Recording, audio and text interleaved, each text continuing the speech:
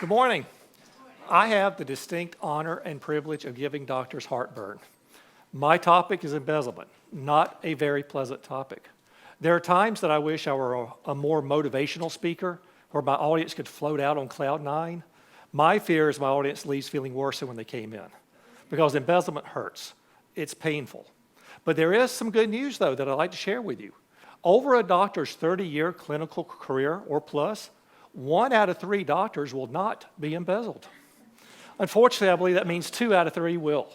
And unfortunately, there is an emotional component and a financial component to embezzlement. Doctors will be hurt financially, but also their dental teams will be hurt financially because they don't get the raises they deserve. They don't get the bonuses. They don't get their retirement plans funded the way they should. So there's a financial issue here, but for the doctor, it's also emotional. I cannot tell you how many times I call the doctor up to give them the bad news, and the doctor will say something like, "This hurts so much. This person was like a family member to me. I don't know why they would do this. I went to their wedding. They babysat my children." So for the doctor, I've heard it described as a punch in the gut. I've heard it described as bad as a divorce. So a lot of times I'll have to listen to the doctor, get the emotional aspect out first, and then the doctor will usually get around to asking, "Well, how much do you think they stole?" And there's the problem, is people just get tempted to steal, and they don't realize the damage they're going to cause both financially and emotionally. So to illustrate this more, I'd like to take you back to my childhood, long time ago. But my mom used to drag me to the grocery store every Saturday, and I hated it. But one good thing about it, though, is there were a row of gumball machines outside the store. Now, this were back in the 70s in a small southern town when people were more trusting, so usually there were no issues with them being outside. But this one particular day, somebody had busted a hole in the gumball machine about this big, and they had cleaned out most of the gumballs. But because I still had small hands and fingers, I was able to reach in just far enough that I was able to grab 2 gumballs. Now, I don't know if it's because they were the forbidden gumballs or not, but they were the best tasting gumballs I ever had.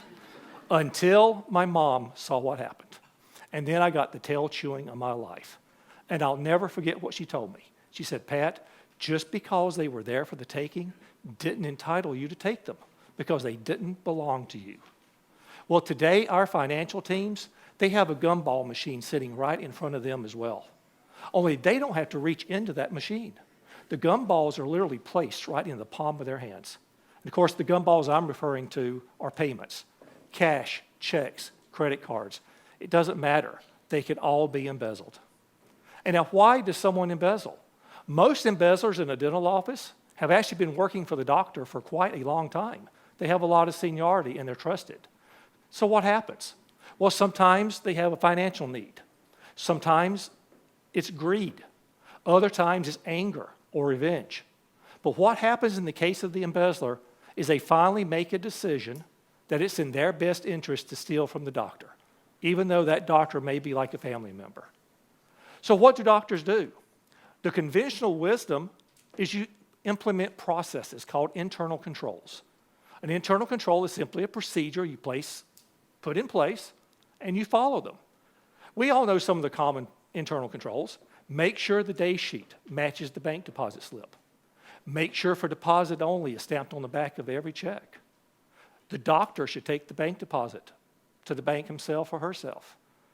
The doctor should pay their own bills or have a bookkeeper pay the bills. There's a lot of controls out there. So the question is, how many internal controls does it take to prevent somebody from embezzling? Because I've read articles and heard courses where 5 to 10 were mentioned as being sufficient. I read an article by a doctor with an MBA, had over 100 internal controls. That's a lot of internal controls to check, isn't it? So what's the answer? Do we need more on the low end? Is it more in the center or more on the high end in order to prevent embezzlement? The sad answer is none of them. 0. Preventing embezzlement is an oxymoron. They go together like oil and water. And the reason is because the embezzler has made that decision that they're desperate and they have the motivation to steal.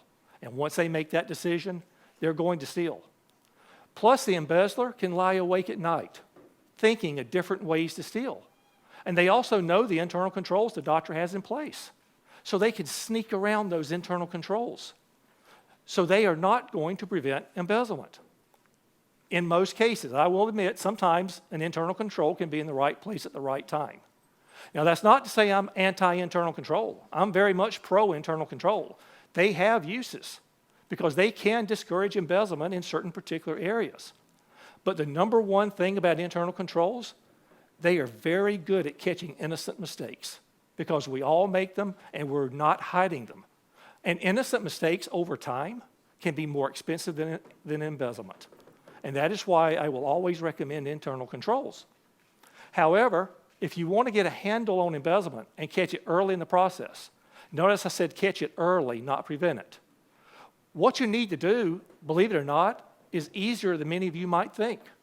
What you do is you look for behavioral clues. At Prosperident, we call them red flag behaviors because it's the behaviors that will give them away. Because you see, there's hundreds of ways to steal from a doctor. But in order to do so with any success, they have to exhibit certain red flag behaviors that they cannot escape from. The most common, your workaholics. It's the employee who never takes vacation unless the office is closed. They volunteer to work in the evenings. They volunteer to work over the weekends. In other words, they're your model employee. They're the ones who say if they do take time off, don't touch my stuff until I get back. I have a system, so I'll handle it. They tend to be territorial and they push the dental team away. Sometimes they'll even create dissension among the dental team. By doing so, guess who's the one person in the office that's not complaining to the doctor? So that's all done by design. There's another red flag behavior to watch out for, doctors. If your employee's Beamer is nicer than your Beamer, you might have a problem. Because living beyond their means, that's another red flag. So if the doctor knows the red flag behaviors to be on the lookout for, now it can be mitigated. So simply by keeping an eye on those behaviors and recognizing them, at that point the doctor can put in some procedural changes that will modify those behaviors. Because the whole idea with internal controls combined with behavior is you want the doctor to be able to catch embezzlement while it's a boo-boo that you can put a Band-Aid around, not an amputation. So that's the key. What we want to do is combine internal controls with behavioral clues. So please, if you remember anything I said today, please remember these two things. Prevent embezzlement is an oxymoron. And it's the behavior, folks. In the end, the behavior will betray the embezzler quicker than anything. Thank you.